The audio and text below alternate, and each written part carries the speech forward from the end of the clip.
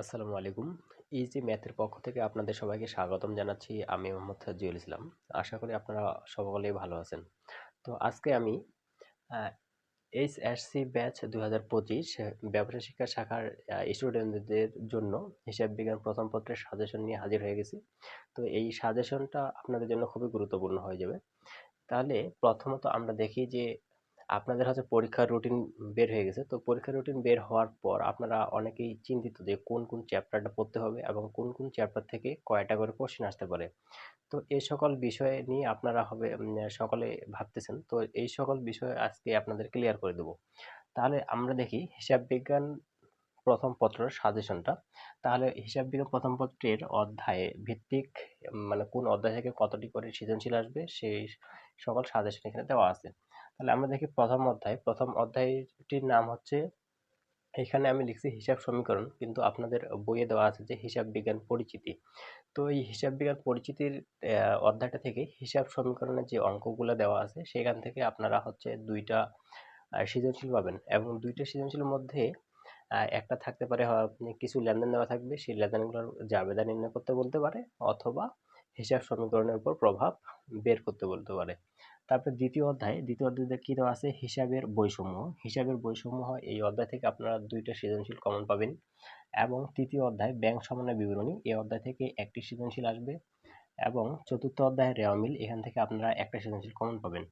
এবং সপ্তম অধ্যায় আছে কার্যপত্র, সেখান থেকে একটি সৃজনশীল কমন পাবেন। এবং অষ্টম অধ্যায় দৃশ্যমান ও অদৃশ্যমান সম্পদের হিসাব, এখান থেকে আপনারা দুইটি সৃজনশীল কমন পাবেন।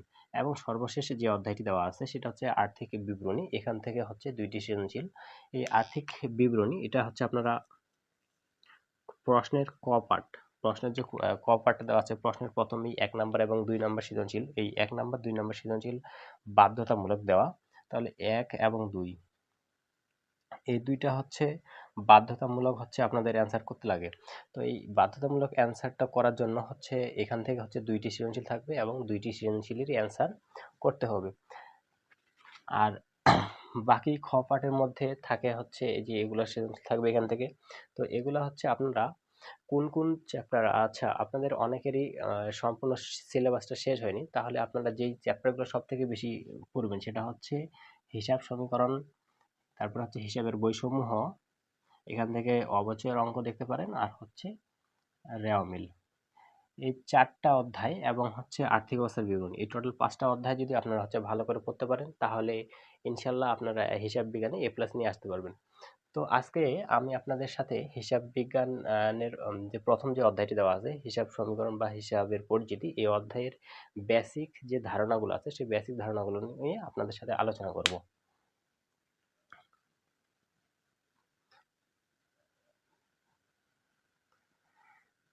তো দেখি আমরা হচ্ছে হিসাব সমীকরণ নিয়ে আলোচনা করব। তাহলে হচ্ছে সমীকরণ হিসাব সমীকরণ। এখন আমরা দেখি হিসাব সমীকরণের মূল যে সমীকরণটি হচ্ছে মূল সমীকরণ।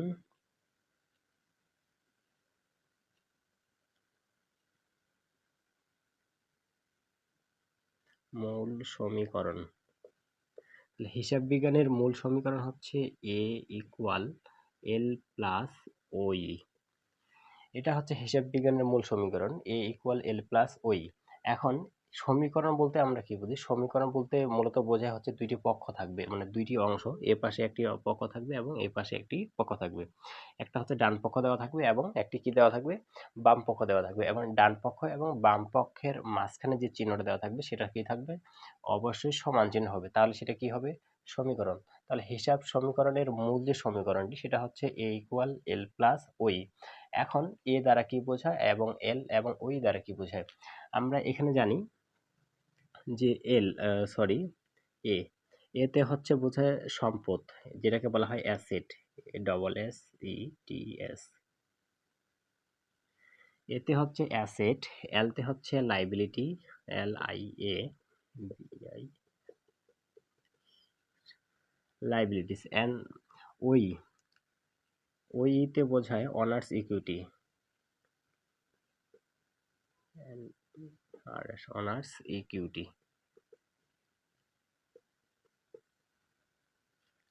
তাহলে এ দ্বারা বোঝায় হচ্ছে অ্যাসেট, অ্যাসেট মানে হচ্ছে সম্পদ, অ্যাসেট মানে সম্পদ। আর এলতে হচ্ছে লাইবিলিটি, লাইবিলিটি মানে হচ্ছে দায়। আর ওইতে হচ্ছে মালিকানা সত্ত্ব, মালিকানা সত্ত্ব। আচ্ছা, এখন এই যে এতে হচ্ছে সম্পদ, এবং এটা হচ্ছে সম্পদ, এবং এটা সম্পূর্ণটাই কিন্তু দায়, এলতেও দায় আবার ওইতেও দায়। এখন এলতে দায়, দায়টা হচ্ছে কোন দায়? এলতে হচ্ছে বহির্দায়, দায় বলতে বোঝানো হয় বহির্দায়, বহির্দায়।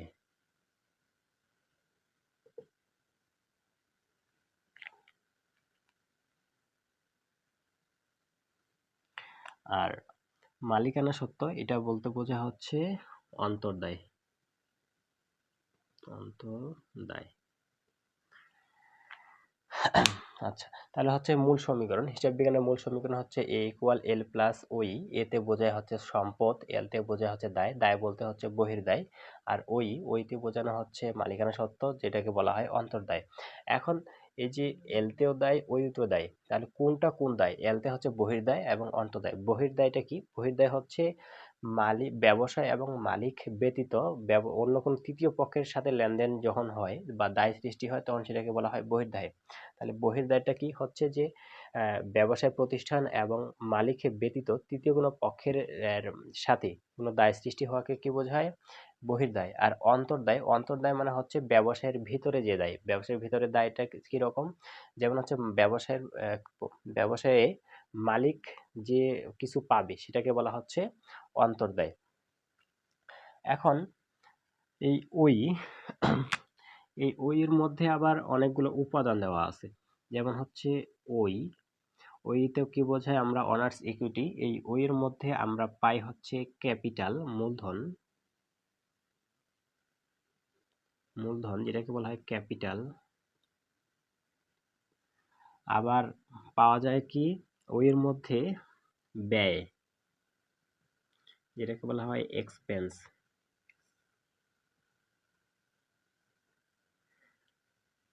তারপরে ওইয়ের মধ্যে পাওয়া যায় আয়,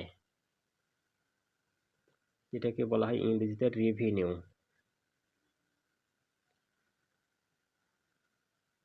আরো একটি আছে, তাহলে হচ্ছে মূলধন, ব্যয়, আয়। আর একটা কি? এটা হচ্ছে উত্তোলন,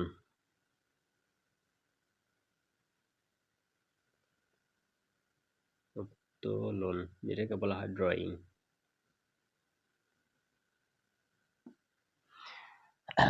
তাহলে আমরা দেখি এই যে ওই, ওইতে কি হচ্ছে অন্তর্দায় বা মালিকানা সত্ত্ব। এই মালিকানা সত্ত্বের মধ্যে চারটা উপাদান পাওয়া যায়। তার মধ্যে একটা হচ্ছে ক্যাপিটাল, যেটাকে বলা হয় মূলধন, একটা হচ্ছে ব্যয়, যেটাকে বলা হয় এক্সপেন্স মানে হচ্ছে খরচ, একটা হচ্ছে আয়, আয়কে বলা হচ্ছে রেভিনিউ, আর একটা হচ্ছে কি উত্তোলন, যেটাকে বলা হয় ড্রয়িং। তাহলে এই যে ওইয়ের মধ্যে চারটা উপাদান দেওয়া থাকে। এখন এই চারটা উপাদান আর কাজটা কি?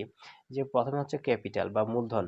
এই যে মূলধন হচ্ছে মালিকানা সত্ত্বকে বৃদ্ধি করে, মূলধন কি করবে? মালিকানা সত্ত্বকে বৃদ্ধি করবে। তারপরে হচ্ছে রেভিনিউ মানে আয়, আয় কি করে? মালিকানা সত্ত্ব বৃদ্ধি করে। তারপরে হচ্ছে ব্যয়, ব্যয় হচ্ছে মালিকানা সত্ত্বকে হ্রাস করে মানে কমিয়ে দেয়। আবার হচ্ছে ড্রয়িং, ড্রয়িং মানে হচ্ছে উত্তোলন, মানে হচ্ছে মালিক ব্যবসা থেকে টাকা বা পণ্য যদি উঠে নিয়ে যায়, তখন সেটাকে বলা হয় উত্তোলন। তাহলে এই যে পণ্য বা টাকা যদি মালিক ব্যবসা থেকে উঠিয়ে নিয়ে যায়, তাহলে কি হবে? মালিকের টাকা কমবে, মানে ব্যবসা থেকে মালিকের টাকা কমতেছে, তার মানে কি উত্তোলন কি হচ্ছে? মালিকের টাকাকে হ্রাস করে। তাহলে আমরা এই যে সমীকরণটা, মূল যে সমীকরণটা জানি, আচ্ছা, এগুলো হচ্ছে মিশিয়ে দিই। তাহলে হিসাব বিজ্ঞানের মূল যে সমীকরণটা আমরা জানি, সেটা হচ্ছে এ ইকুয়াল এল প্লাস ওই। এখানে এল এর জায়গায় এল আছে, প্লাস আছে, প্লাস। এখন ওইতে আমরা কি পাচ্ছি? ক্যাপিটাল, এক্সপেন্স, রেভিনিউ এবং হচ্ছে ড্রয়িং, এখানে চারটা পাচ্ছি। এখন এই যে ক্যাপিটাল, ক্যাপিটাল থেকে আমরা সি নেব, ক্যাপিটালের সি। তাহলে এই যে মূলধন হচ্ছে কি ওই টাকা কি করবে? বৃদ্ধি করবে, মানে হচ্ছে যোগ করতেছে, এই যে যোগ। তারপরে হচ্ছে এখানে রেভিনিউ মানে হচ্ছে আর, আয় কি করে? মালিকের টাকা বৃদ্ধি করে, তার মানে হচ্ছে যোগ প্লাস আর।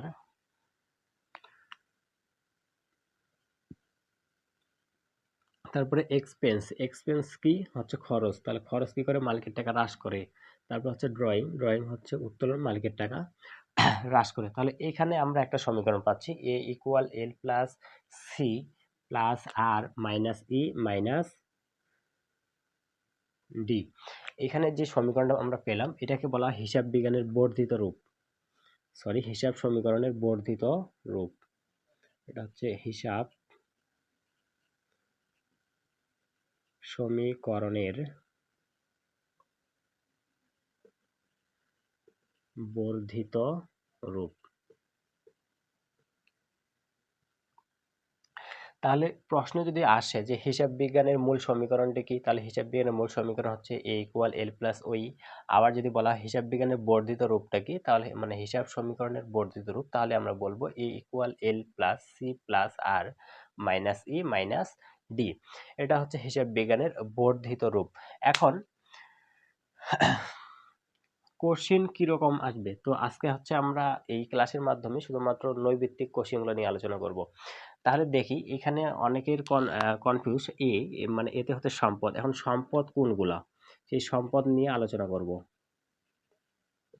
সম্পদ এ, এখন সম্পদ বলতে বোঝায় হচ্ছে যে সকল বিষয় থেকে আমরা হচ্ছে সুবিধা পেয়ে থাকি, এবং সেই সুবিধাটা 1 বছর হতে পারে বা তারও বেশি বা তারও কম সময় হতে পারে। তার মধ্যে আমরা দেখি সর্বপ্রথম সম্পদ যদি চিন্তা করি, তাহলে হচ্ছে নগদ টাকা, নগদ। তারপরে হচ্ছে ব্যাংক, তারপরে আমরা বলতে পারি আসবাবপত্র, আসবাবপত্র, দালান কোঠা, দালান কোঠা, অফিস সরঞ্জাম, অফিস সরঞ্জাম, তারপরে হচ্ছে প্রাপ্য হিসাব, প্রাপ্য হিসাব, প্রাপ্য নোট, প্রাপ্য নোট, প্রাপ্য বিল, প্রাপ্য বিল, তারপরে আমরা বলতে পারি অগ্রিম ব্যয়, অগ্রিম ব্যয় ইত্যাদি। তাহলে এই যে এখানে যে বিষয়গুলো আমরা লিখলাম, সম্পদের ঘরে লিখবো হচ্ছে নগদ, ব্যাংক, আসবাবপত্র, দালান কোঠা, অফিস সরঞ্জাম, প্রাপ্য হিসাব, প্রাপ্য নোট, প্রাপ্য বিল, অগ্রিম ব্যয় ইত্যাদি, আরো থাকতে পারে। তো এইগুলো হচ্ছে সবগুলাই কিন্তু সম্পদ। তাহলে আপনারা একটু মুখস্থ করে নেবেন যে নগদ, ব্যাংক, আসবাবপত্র, দালান কোঠা, অফিস সরঞ্জাম, প্রাপ্য হিসাব, প্রাপ্য নোট, প্রাপ্য বিল, অগ্রিম ব্যয় ইত্যাদি, আরো অনেক কিছু থাকতে পারে, এগুলো হচ্ছে কি সম্পদ। এখন হচ্ছে দায়, এলতে কি দায়।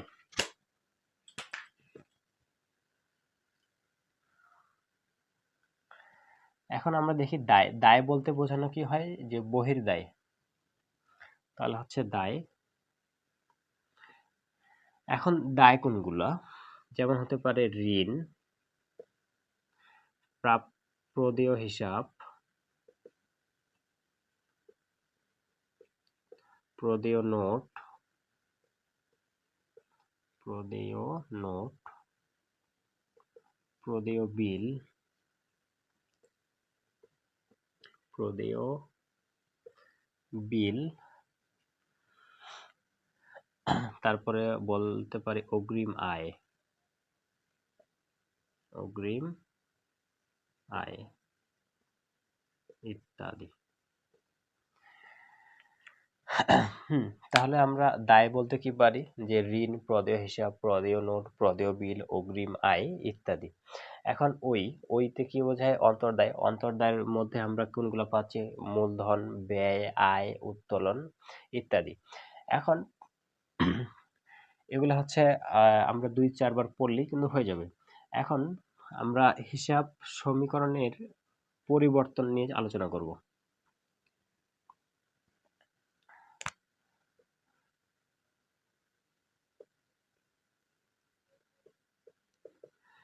যে হিসাব সমীকরণ এল এ ইকুয়াল এল প্লাস ওই, হিসাব সমীকরণের পরিবর্তন হচ্ছে দুই ভাবে হতে পারে। হিসাব বিজ্ঞানের পরিবর্তন কত ভাবে হতে পারে, দুই ভাবে। একটাকে বলা হয়, তাহলে হিসাব সমীকরণ এর পরিবর্তন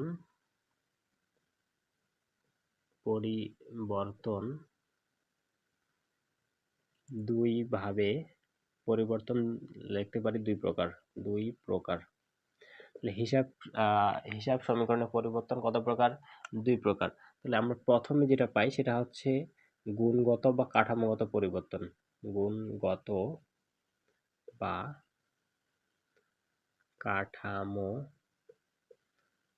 কাঠামোগত পরিবর্তন।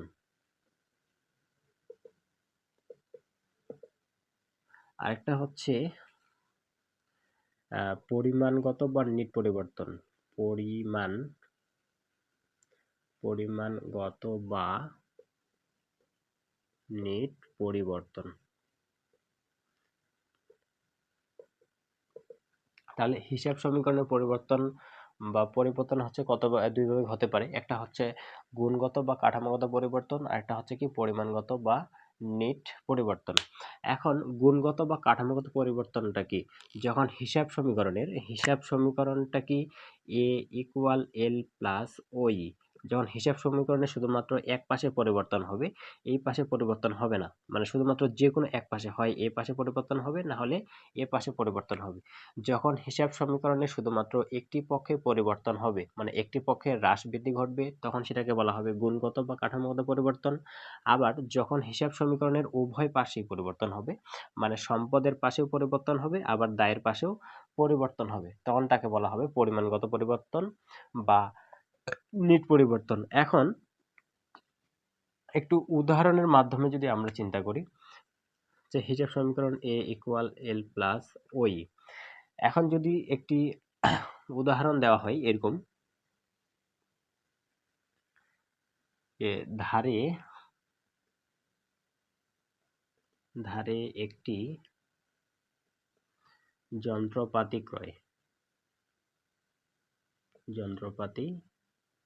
ক্রয়। এখানে বললো যে ধারে একটি যন্ত্রপাতি ক্রয় হিসাব সমীকরণের কি ধরনের পরিবর্তন করে? ধারে একটি যন্ত্রপাতি ক্রয় হিসাব সমীকরণের পরিবর্তন কি?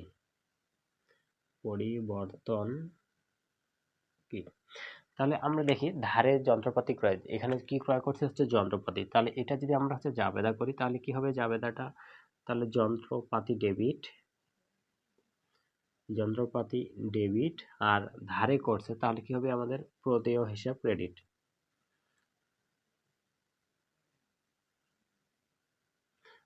প্রদেয় হিসাব ক্রেডিট। এখন দেখি এখানে যন্ত্রপাতি এটা হচ্ছে কোন হিসাব? সম্পত্তি হিসাব, এবং প্রদেয় হিসাব সেটা হচ্ছে দায়। তাহলে হিসাব সমীকরণের এখানে সম্পদ আছে, তাহলে সম্পদের পাশে পরিবর্তন হচ্ছে, আবার দায়ের পাশেও পরিবর্তন হচ্ছে।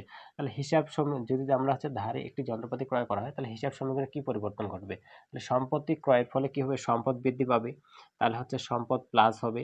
আবার প্রদেয় হিসাব ধারে ক্রয়ের ফলে আমাদের একটা দায় সৃষ্টি হচ্ছে, মানে দায় বৃদ্ধি পাচ্ছে, তাহলে এলটা কি বৃদ্ধি পাবে। এখন এখানে দেখি হিসাব সমীকরণের কি হচ্ছে সম্পদের পাশ এবং দায়ের পাশ উভয় পাশে পরিবর্তন ঘটতেছে। তাহলে উভয় পাশে যদি পরিবর্তন ঘটে তাহলে সেটা কি পরিবর্তন হবে? পরিমাণগত বা নিটগত পরিবর্তন। আবার যদি বলা হয় ধারের কথাটি বাদে দিয়ে যদি বলা হয় নগদে একটি যন্ত্রপাতি ক্রয়, নগদে একটি যন্ত্রপাতি ক্রয়ে, তাহলে নগদে একটি যন্ত্রপাতি ক্রয় হিসাব সমীকরণে কি পরিবর্তন করে? তাহলে নগদে যদি আমরা যন্ত্রপাতি ক্রয় করি তাহলে জাবেদা কি হবে? যে যন্ত্রপাতি ডেবিট, তাহলে যন্ত্রপাতি ক্রয় করছি তার মানে কি আমাদের যন্ত্রপাতি বাড়বে, আর নগদে যদি ক্রয় করি তাহলে নগদ টাকা আমাদের হ্রাস পাবে, তাহলে হচ্ছে নগদান ক্রেডিট।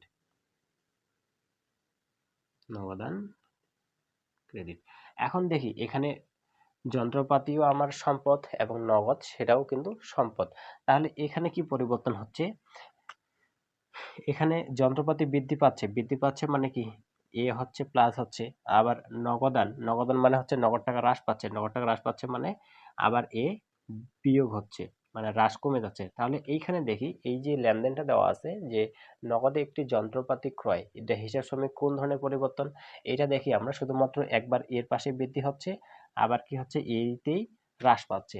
তাহলে এইখানে যে পরিবর্তনটা হচ্ছে সেটা কি শুধুমাত্র এক পাশেই পরিবর্তন হচ্ছে, শুধুমাত্র এই পাশে কোনো পরিবর্তন হচ্ছে না। তাহলে শুধুমাত্র যদি এক পাশে পরিবর্তন হয় তাহলে সেটা কোন পরিবর্তন? তাহলে সেটা হচ্ছে গুণগত বা কাঠামোগত পরিবর্তন।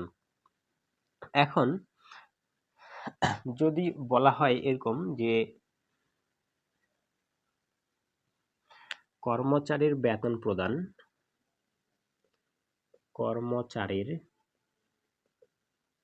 কর্মচারীর বেতন প্রদান, কর্মচারীর বেতন প্রদান হিসাব সমীকরণের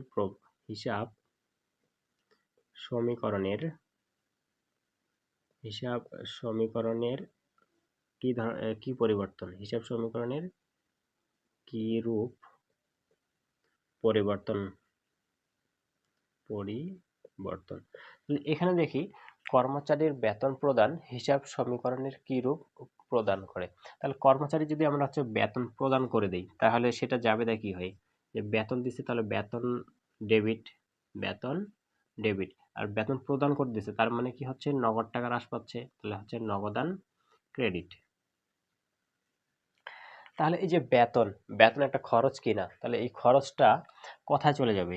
এ ইকুয়াল এল প্লাস ওই। তাহলে এই যে বেতন হচ্ছে খরচ বা ব্যয়। তাহলে একটু আগে আমরা ওই এর মধ্যে কি পাইছিলাম? ওই এর মধ্যে পাইছিলাম হচ্ছে আয়, ব্যয়, উত্তোলন এবং হচ্ছে মূলধন। তাহলে এই যে বেতন প্রদান তাহলে এই যে নগদ, এটা তো একটা সম্পদ। এটা কি একটা সম্পদ? এখন এই যে সম্পদটা এটা হ্রাস পাইছে না, মানে নগদ টাকা চলে গেছে। তার মানে কি কি হচ্ছে? মাইনাস হচ্ছে। হচ্ছে নগদ টাকা সম্পদ কি হচ্ছে? হ্রাস পাচ্ছে। আর এই যে বেতন হচ্ছে একটা খরচ। যদি খরচ হয় তাহলে কি হবে? যে ওই কমবে কিনা? যদি খরচ হয় তাহলে হচ্ছে মালিকের টাকা হ্রাস পায়। তাহলে মালিকের টাকা এখানে কোনটা? অন্তর্দায়। অন্তর্দায় মানে হচ্ছে মালিকানা সত্ত্ব। এই যে মালিকানা সত্ত্ব কি হবে? হ্রাস পাবে, মানে হচ্ছে বিয়োগ হবে। এখন দেখি এটা হচ্ছে হিসাব সমীকরণের এই পাশ এবং এই পাশ, উভয় পাশে কি হচ্ছে? পরিবর্তন ঘটতেছে। তাহলে উভয় পাশে যদি পরিবর্তন ঘটে তাহলে কর্মচারীর বেতন প্রদান এটা হিসাব সমীকরণের কি রূপ পরিবর্তন? এটা হচ্ছে নেট পরিবর্তন বা পরিমাণগত পরিবর্তন। তো আরো কিছু প্রশ্ন দেখি। প্রদেয় হিসাবের লিখি প্রাপ্য হিসাবের কাছ থেকে প্রাপ্য হিসাবের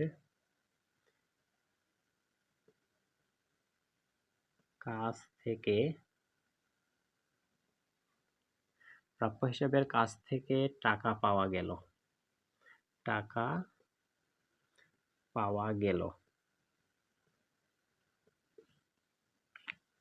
তাহলে এখানে বলছে যে প্রাপ্য হিসাবের কাছ থেকে টাকা পাওয়া গেল, এটা হিসাব সমীকরণে কোন ধরনের পরিবর্তন বা হিসাব সমীকরণের কি পরিবর্তন ঘটে? তাহলে দেখি যে প্রাপ্য হিসাবের কাছ থেকে আমরা টাকা কি পাওয়া গেছে, মানে টাকা পাইছি। যদি টাকা পাই তাহলে সেটা জাবেদা কি হয়? নগদান ডেবিট। আর প্রাপ্য হিসাবের কাছ থেকে পাইছিলাম, তাহলে প্রাপ্য হিসাব কমে গেছে, তাহলে প্রাপ্য হিসাব ক্রেডিট। তাহলে এটা হচ্ছে আমাদের ডেবিট আর প্রাপ্য হিসাব হচ্ছে ক্রেডিট। এখন দেখি এখানে নগদান মানে হচ্ছে নগদ টাকা, এটা কি একটা সম্পদ না? তাহলে নগদান হচ্ছে সম্পদ। আর প্রাপ্য হিসাব সেটা কি? প্রাপ্য হিসাবও সম্পদ। তাহলে নগদ টাকা বাড়তেছে মানে কি? সম্পদ আমার একবার বাড়তেছে। আবার প্রাপ্য হিসাব ক্রেডিট মানে হচ্ছে প্রাপ্য হিসাব কমে গেছে। প্রাপ্য হিসাব কমছে মানে কি? সম্পদ একবার কমছে। তাহলে এইটার মাধ্যমে কি হচ্ছে? যে হিসাব সমীকরণে শুধুমাত্র এক পাশে পরিবর্তন ঘটতেছে, শুধুমাত্র এর পাশে, সম্পদের পাশে, দায়ের পাশে কোনো পরিবর্তন হচ্ছে না। তাহলে প্রাপ্য হিসেবের কাছ থেকে টাকা পাওয়া গেছে, এটা হিসাব সমীকরণে কোন ধরনের পরিবর্তন? এটা কোন ধরনের পরিবর্তন? এটা হচ্ছে কি কাঠামোগত বা গুণগত পরিবর্তন। আচ্ছা,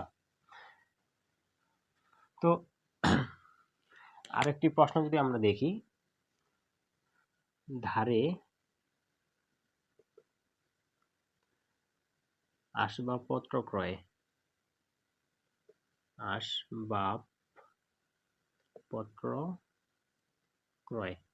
তাহলে ধারে আসবাবপত্র ক্রয় এটা হিসাব সমীকরণের কোন ধরনের পরিবর্তন? তাহলে আমরা দেখি ধারে যদি আসবাবপত্র ক্রয় করা হয় তাহলে আমাদের আসবাবপত্র নামে একটা সম্পদ, তাহলে আসবাবপত্র কি?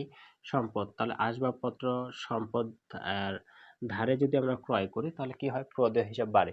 তাহলে আসবাবপত্র সম্পদ, তাহলে সম্পদ বাড়তেছে, ক্রয় করলে কি হবে, সম্পদ বাড়তেছে। আর ধারে ক্রয় করছে, ধারে ক্রয় করার ফলে আমাদের একটা দায় সৃষ্টি হবে, সেটা কি, সেই দায়টা হচ্ছে প্রদেয় হিসাব। তাহলে প্রদেয় হিসাব কোন দায়, বহির্দায়। তাহলে এই যে এল বাড়তেছে, তাহলে এইখানে দেখি আমাদের সম্পদ বাড়তেছে আর হচ্ছে দায় বাড়তেছে। এই দিক এইখানে দেখি আমাদের কি হিসাব সমীকরণের সম্পদের পাশ এবং দায়ের পাশ উভয় পাশে কি হচ্ছে, পরিবর্তন ঘটতেছে। তাহলে উভয় পাশে যদি পরিবর্তন ঘটে তাহলে সেটা কি হবে, পরিমাণগত বা নেট পরিবর্তন। তো আশা করি বুঝাতে পারছি। তাহলে আমাদের এখান থেকে যে যতটুকু ক্লাস করালাম, মানে যতটুকু ক্লাস নিলাম, এখান থেকে হচ্ছে আপনারা কমপক্ষে দুইটা নৈবেত্তিক পাবেনই। তাহলে সেই নৈবেত্তিক দুইটা কি, প্রথমত বলবে হিসাব সমীকরণের হিসাব সমীকরণের মূল সমীকরণটি কি।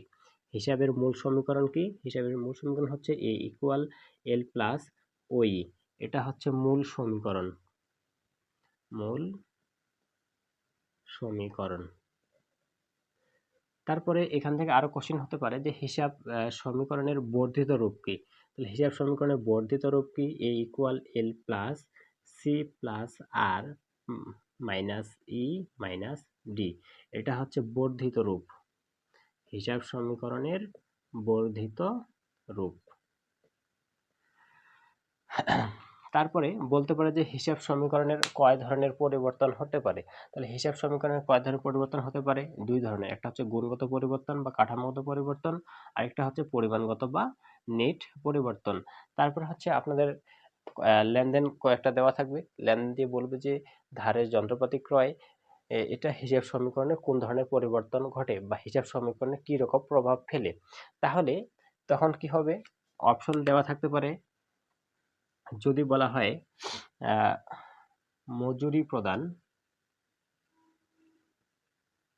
মজুরি প্রদান,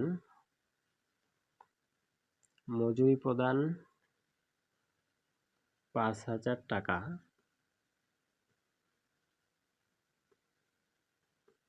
হিসাব সমীকরণের প্রভাব। এখানে বলল যে মজুরি প্রদান ৫,০০০ টাকা হিসাব সমীকরণের প্রভাব কি, বা হিসাব সমীকরণে কোন ধরনের পরিবর্তন ঘটে। তাহলে এখানে অপশন হচ্ছে দুই বা তিন ভাবে দেওয়া থাকতে পারে। যদি অপশন এরকম দেওয়া থাকে যে A B plus, A plus বলতে বোঝায় সম্পদ বৃদ্ধি, অথবা বলতে পারে সম্পদ বৃদ্ধি, সম্পদ বৃদ্ধি, দায় বৃদ্ধি, সম্পদ বৃদ্ধি, দায় বৃদ্ধি। খ নাম্বারে দেওয়া থাকতে পারে সম্পদ, সম্পদ হ্রাস, মালিকানা সত্ত্ব হ্রাস, মালিকানা সত্ত্ব